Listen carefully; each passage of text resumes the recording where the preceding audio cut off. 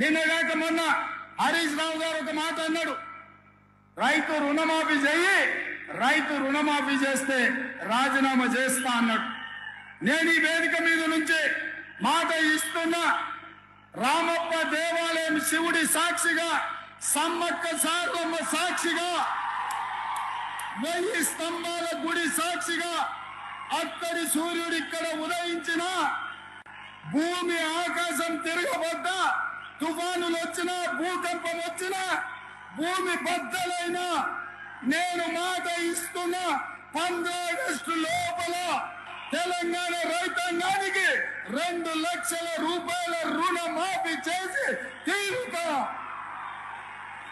హరీష్ రావు అన్నావు కదా సిద్దిపేటకు రాజీనామా చేస్తా అని, రాజీనామా పత్రం జేబులో పెట్టుకో. 15 ఆగస్టు నాడు నీతో మాట్లాడతా బిడ్డ, మాట మీద ఉండాలి.